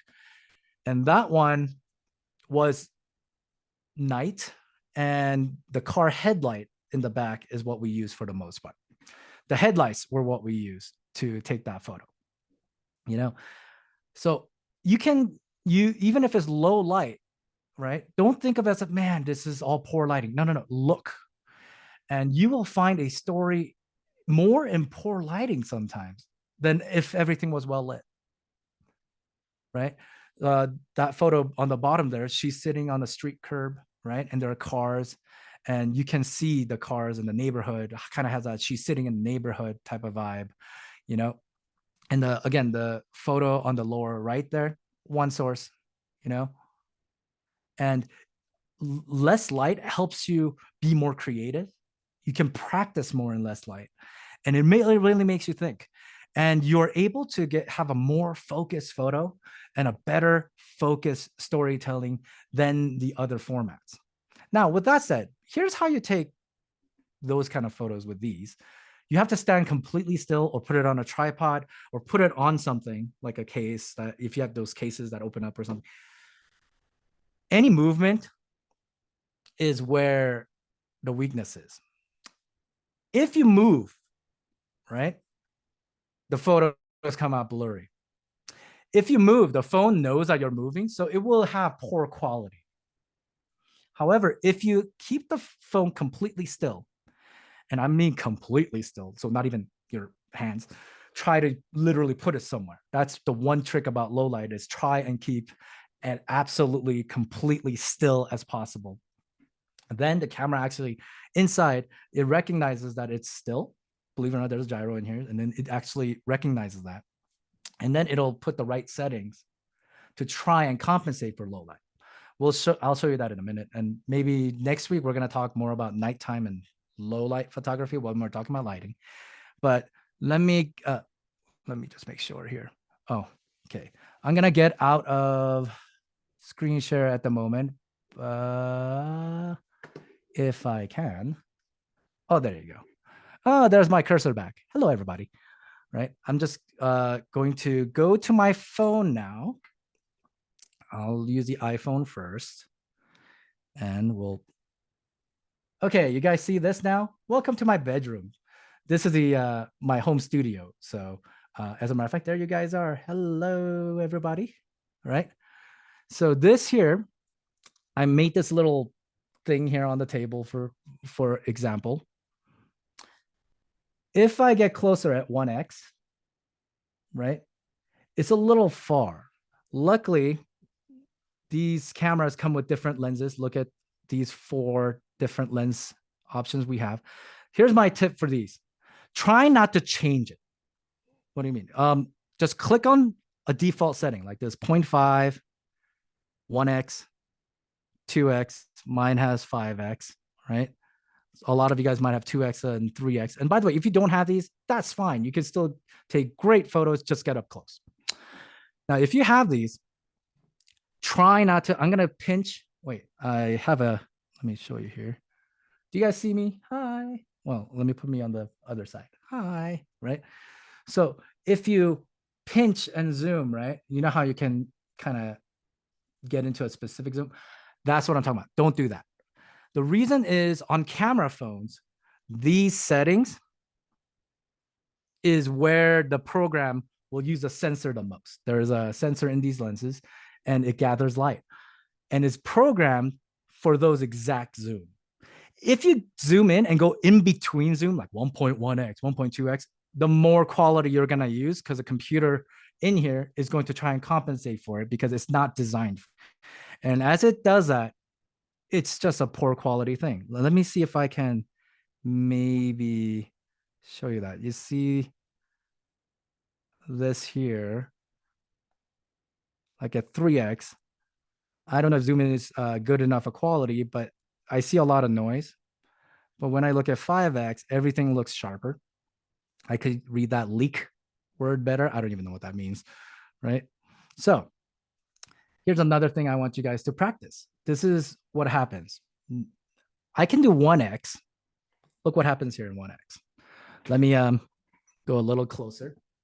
I'm going to fill up as much of this as I can, right? Let me go a little further. Let me take a photo. Here's what. I'm going to try and fill up as much as I can. All right. There we go. And there's a photo. I'm going to go further back and do what's called 5x photo and then fill up the photo almost as much as I can like before. Like the person or whatever that thing is and the wood, everything is together, okay? I'll take a photo of that. I don't know if some of you guys notice, but even though I try to fill up as much as I can like this and try and take the, oh, sorry, I'll take the wider. Okay. Even though I took the phone and try and fill it up as much as I can, look, like the head and the wooden board is almost close to the edge. Notice how different it looks from the 5x. You're like, wait, we filled up almost the same amount of space, but the zoom lens, the one with the most zoom, looks more pleasing. Let me give you another example there. Do you see that back cushion? Notice on the 5x, we kind of cut into it, but on the 1x, you could see almost the whole thing. But we're taking about the same kind of shots. There's a reason for all of this. Let me put myself back. There's a reason for all of this. Zoom lenses compress the rear. There's a front that you're focusing on, and there's a background. In smartphones, the further you zoom in, the more the background squishes. And believe it or not, that's why a lot of people use zoom lens. You see a lot of professionals use these giant lenses. The reason they use this is this zooms in quite a bit, and the background looks very pleasing, and it's cut in, so it's focused more. And the kind of quality you get, let me show you again. Let's see here. Let me show you the photos again. I think I accidentally took this. It compresses more, meaning look at the back. Well, look at the background here. Notice the item placing. This is really weird, right? It's the same kind of photo, but look at the little flower basket, wooden board, and then the headphones, the stand. Look at the bottom of it. Okay, look at their placement, and look at the placement here. They're all much closer together. They're like stacked, almost like in layers. This, they're completely separate. Look how much tinier this little guy is compared to this guy. Look how far they are, right? And look how much larger he is, almost at the same height and much closer together than the other photo. This is a really good trick, actually. When you try to take photos of people or group photos, zoom is actually a really great way to go. That's also one of my tricks, by the way. A lot of times it's funny because I would have a subject. Let me just make sure the clock is okay. Okay, like the time's okay. All right. When you are looking at zooms, right? When you're looking at the subject, a lot of times the person I'm shooting would be like, hey, can you get closer? Can you get close up of me? I would change to a zoom lens and walk further away. And they'd be like, I asked you, it's weird that you do that because I asked you for a closer shot, but you're walking away, further away. And a lot of people around me said the same thing. They're like, oh, why is that guy going further away for a close-up? It's because of this. It's because I wanted a focus shot. I wanted a certain type of shot. And guess what? In the end, that was for Rolling Stones. And they ended up using my photos instead of everyone else's. Let me just show you here. Oh, I guess I didn't stop sharing, huh? I don't know why. Okay, now here it is. Okay, let me show you real quick what that looked like.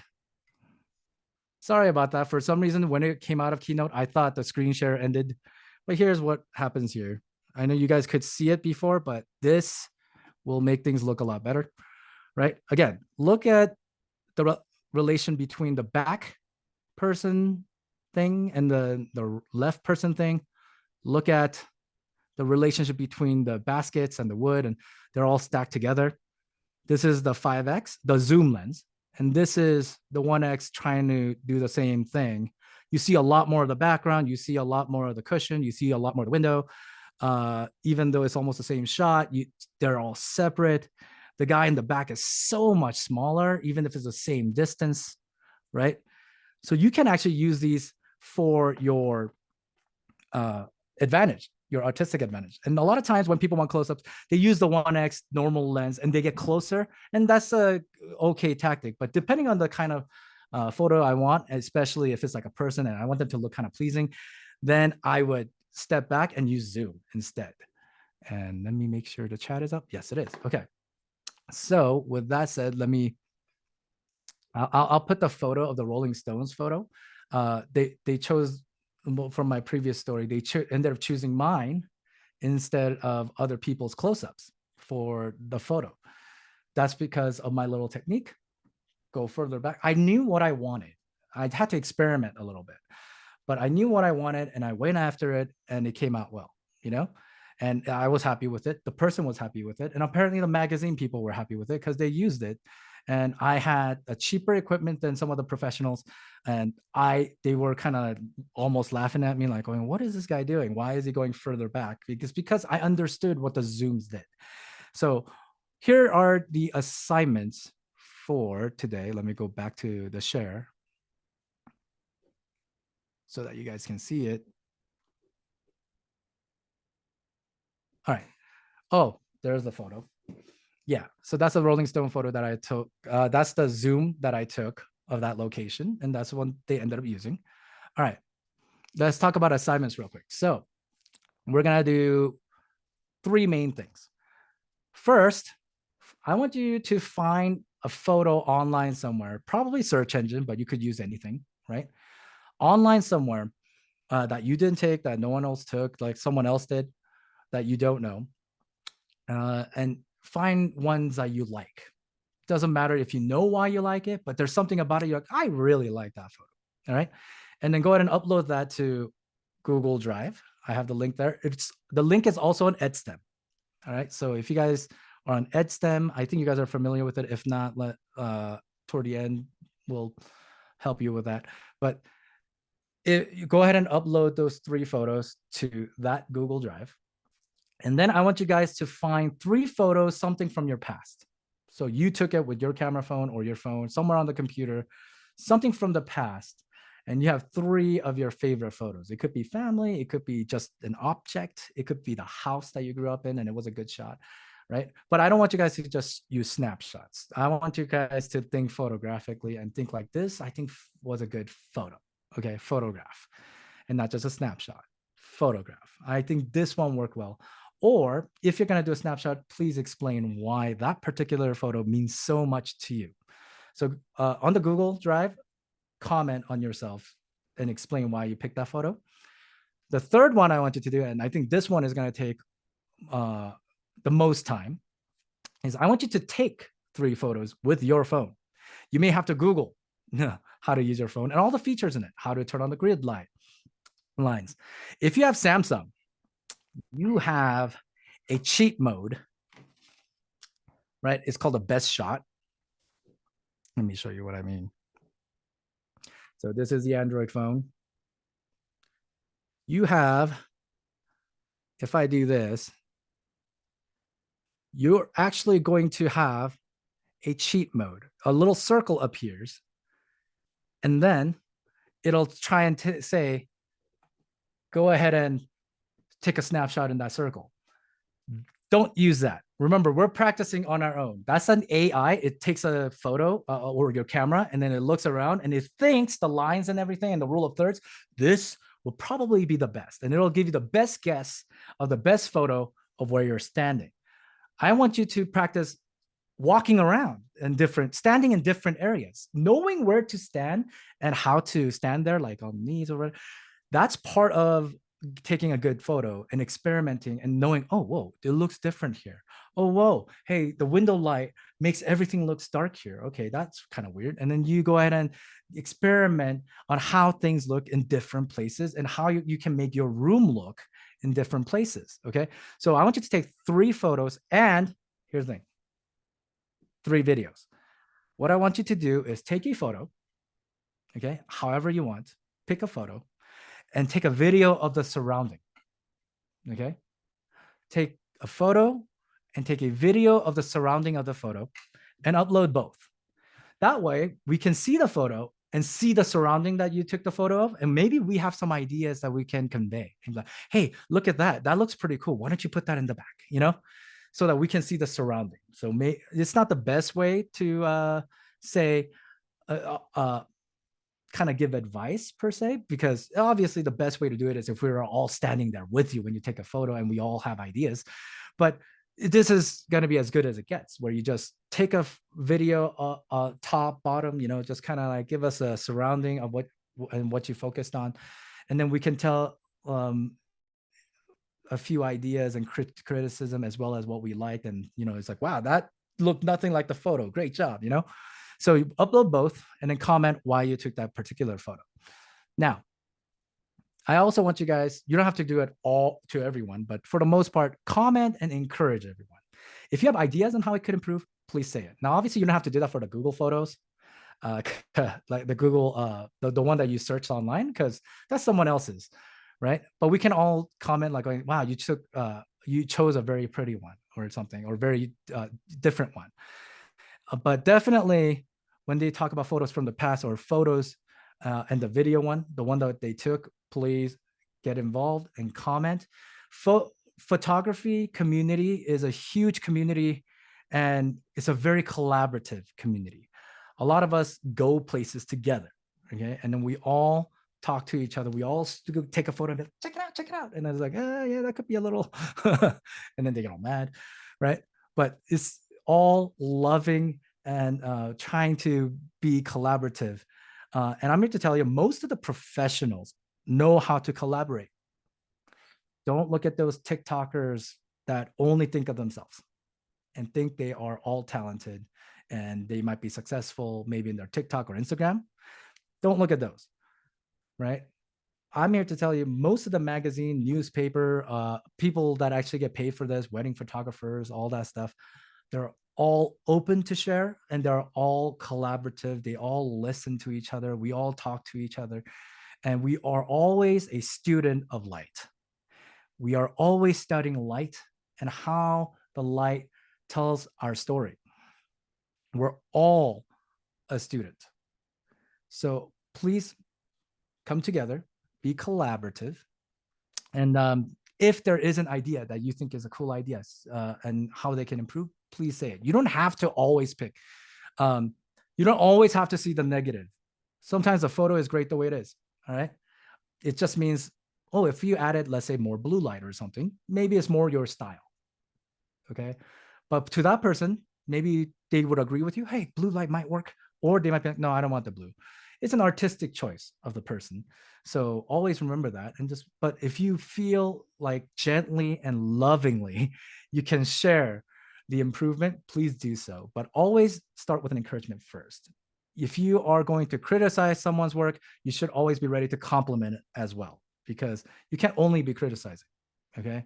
This is not a TV show. You know, those TV shows, X Factor, Talent, whatever, where people have talent shows and these judges are like really mean, right? That's just TV show. In real life, that's not how that works. Okay.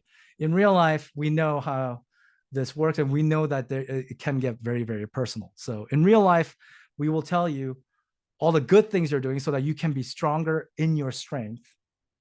And then we will reveal what could be a weakness so that you can get stronger in your weakness. We try to strengthen both. Okay. Now, with that said, let me go ahead and put this. Safety is a huge thing for all photographers everywhere in the world. I know for you guys, there may be more, there's probably more challenges than, let's say, what I face, but that's still not an excuse, because photographers are always thinking of safety and copyright. So those two actually have very similar research. So let me give you an example of safety. This is about $5,000. There are people that will rob you. So no matter where you are, you will be always thinking, and because you're always alone somewhere and people know you go out and do things alone. So they will target cameramen and things like that. So in your case, if certain areas are dangerous to go, don't risk it. You know, there are plenty of stories to tell in your own home, in your own backyard, maybe in the neighborhood you have access to. Whatever it is, don't risk for a picture, especially in the learning phase, even though it might be a cool photo.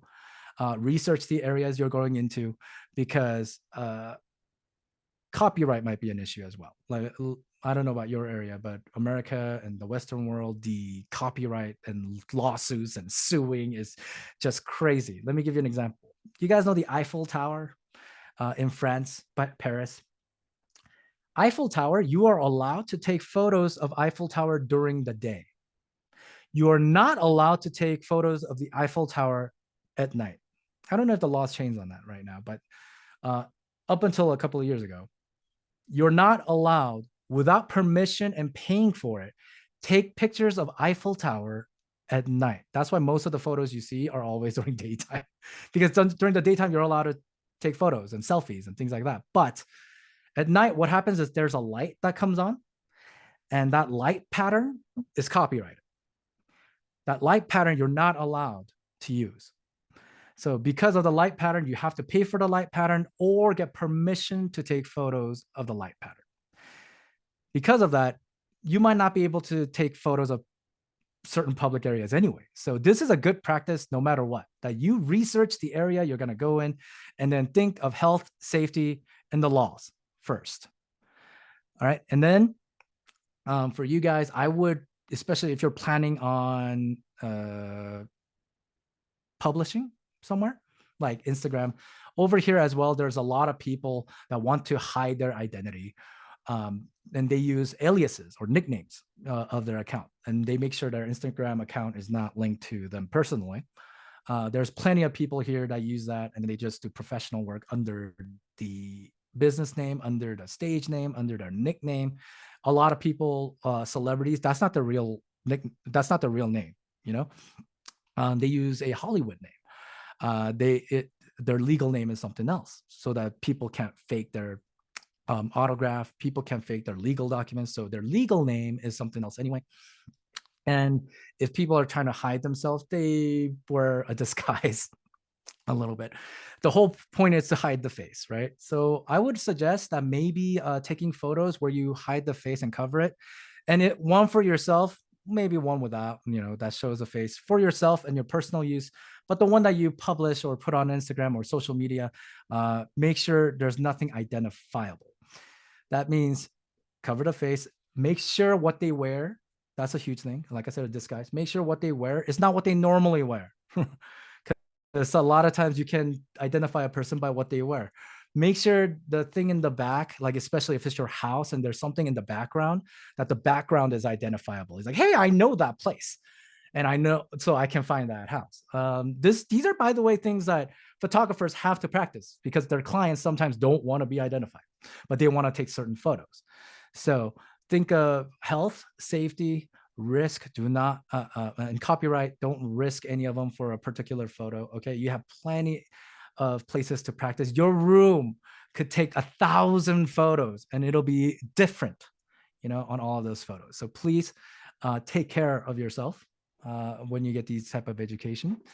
And let me see here. For some reason, I gotta fix this issue, huh? Like I said, problems. And when there's problems, we figure it out. So for some reason, I can't see the mouse cursor. Oh, did you guys see that? It just appeared. So I'm gonna stop sharing here. All right, so does anybody have any questions? Do you mind repeating the assignments? Yes. And Okay. if you don't mind maybe think I sharing the saw. screen too. Yeah. Okay. I will.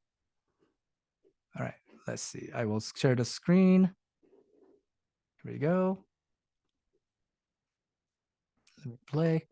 So again, all of this is on Edstead. All the descriptions are in Edstead, and all the links are in Edstead. You're gonna find 3 photos that you like online. Doesn't matter what, out there, you like it for some reason. Okay, 3 photos. It could be mountains, it could be cars, it could be people, it could be animals, it could be cities, whatever it is, you like it for some reason, and you really, really like it. So find 3 photos online, not from the past. It has to be new. All right, you actually went there and you went online on your phone, whatever, and you found something, and then upload it to that one. There's 3 different Google Photos album. So that's the Google Photos. And again, the links are on Edstead. The second part is you're going to find 3 photos from your past, most likely on your phone, because I think we take photos on our phones for the most part. And when you take photos, pick photos, make sure it's something that resonates with you in the past, and try to find the most photographic one you can find, not like a snapshot of a person. Oh, this means much to me because it's my best friend. It can be your best friend, but make sure it's like a good photo of your best friend. All the things that we talked about. And it doesn't have to follow all of the rules, obviously, because it's in the past. So for example, maybe you don't have perfect rule of thirds one, but when you upload it, I think people can comment and say, hey, if it was rule of thirds, it would be better, or it would be really great. And the part 3 is take 3 photos, right? And then video of the place you took the photo. So let me give you an example here of, like, if I took a photo right now, like this. I know my screen is tiny, but really all you need to do is look at what I'm doing. And let's say I took a photo here. I am going to go to video mode and then take a video of the surrounding, so that we can see the place you took the photo. And then maybe we can give ideas judging by the photo. Hey, like, oh, there's a window there. Maybe the lighting's better there. Have you tried that? Or, hey, look at that prop on your desk. Maybe if you put that on the back, it might make a better photo. Or like, you know what I mean? We can see the surrounding of the place you took the photo, so that we can have better idea of what your thought process was. And when you upload these things, please comment of why you did what you did. And of course, part 4 is please go and encourage and comment and have fun and collaborate. If you have an idea on how to improve their photo, please do, but do it loving, gently. Like I said, do it lovingly, gently, in a gentle way. All right. And again, if you don't have Google Photos, it's free and it's easy to sign up if you have Gmail. So there shouldn't be an issue. If you have issues, let us know. But again, all of this is available on Edstem. And I think all of you guys have Edstem. Well, I invited you guys this morning or last night at my time. So, okay. Does anybody else have any questions?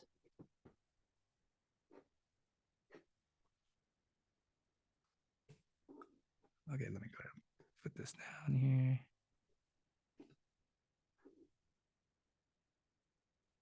Thank you, teacher. I have a question. Yes.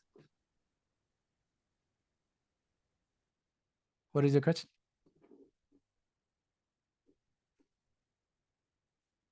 Anybody else hear a question? This could be one of those internet issues. And again, if you have challenges, don't be discouraged. Problem solving. You can always put it in the chat. You could ask us later. You guys could put it on Edstem. You guys can email, all that stuff. We have, it's always about problem solving. Get into the mindset of, oh, this doesn't work or this is going to be hard. There are ways to overcome the challenges. Great. So far, at least on the chat, it says no questions. All right.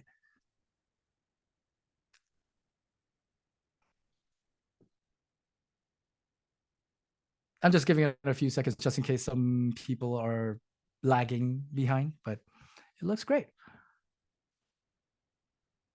And thank you guys for thinking. All right. And how do you usually, like Nyan or Afifa, how do you guys usually end these sessions? With just like a bye and leave, or? Yeah, I think that's probably best. And maybe just a reminder for next week. So remember that the workshops are 2 more weeks. So the next one is Wednesday, November 15th, and the last one is Wednesday, November 22nd. And next week, there's, and Brian, correct me if I'm missharing, but next week there's a guest speaker joining. So that's why the time is a little bit different. So next week, it's 30 minutes earlier. I'll give you a reminder, but the session will start at 7 p.m. for you. So instead of 7:30, next week will be 7 p.m. One question is how much time do they have for the assignment? So Brian, do you want the assignments done by a particular time or day? It's more like as fast as you can do them and then upload them, because the faster you upload, the more time we have, right, to comment. But there's no real deadline. Just do it before next session, which is for me Wednesday. And how much time you spend on the assignment is up to you. I wouldn't spend more than an hour or two, but if you want to really get into it and start doing everything, that's great. And just to reiterate, to remind everyone, yes, next week we are meeting earlier because we have a person that'll pose for us so that we can practice. She volunteered, and here she has to wake up at like 5 in the morning to do this. So it's a kindness of her heart. And she's going to come and then she's going to pose for us. And we are going to learn a few poses and how to take people photo and how the lightings affect that, how the angles affect that. And that's the only time she could do it. After that, she has to go to work. So we only have about 30, 40 minutes with her in the morning. So if you guys can, if everyone can come log in on time, a few minutes earlier even, that'd be great. Because we're going to start, we can't wait a few minutes, I think. But again, if you have issues, there are recordings. Yeah. All right. Cool. Thank you so much, everybody. See you next week. All right, guys. Really excited to see